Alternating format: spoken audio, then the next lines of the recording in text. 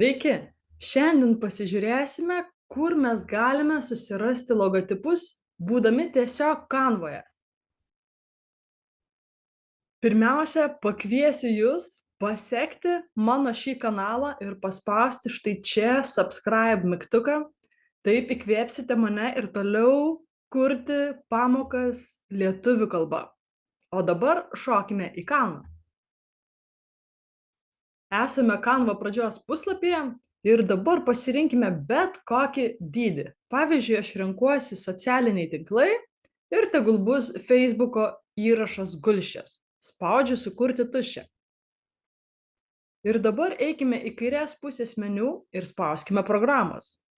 Į paieškos langelį įrašykime brand ir pasirinkime brand fetch. Štai šis aplankas, brand fetch, spauskime ant jo. Ir čia yra tikras lobynas. Tarkime, jums reikia Facebooko logotipo, įrašykite Facebook ir pasirinkite Facebook. Matote logotipus, galite paspausti ant jų.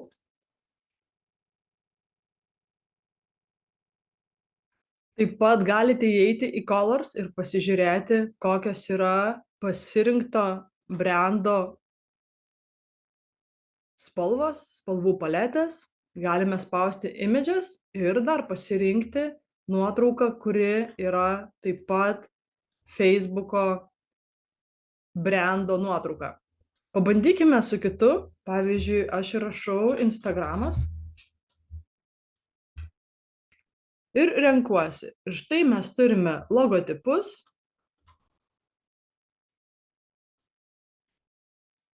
Galime eiti į spalvas. Matome Instagramo spalvų kodus, spalvų visą paletę. Galime pasirinkti brando nuotrauką.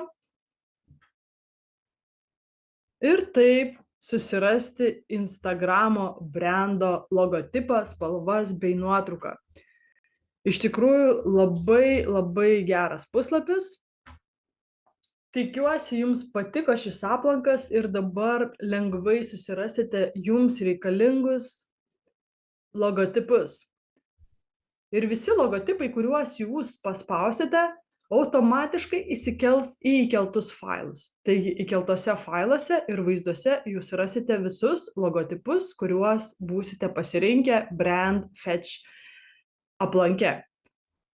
Tai tikiuosi, jums ši trumputė pamoka patiko ir tikrai buvo naudinga. Jeigu norite išmokti dirbti su Canva, apsilankykite Facebooko puslapyje Canva mokymai. Ir čia skiltyje Events rasite artimiausius Canva mokymus, kuriuos aš vesiu nuotoliniu būdu. Jeigu laiko nuotoliniams mokymams neturite, galite studijuoti ir savo patogiu laiku. Apsilankykite puslapyje coursera.lt ir čia rasite jau daug Canva mokymų, kuriuos esu įrašiusi labai išsamiai ir juos galėsite studijuoti savo patogiu laiku. Tai tiek šiam kartui ir sakau jums iki.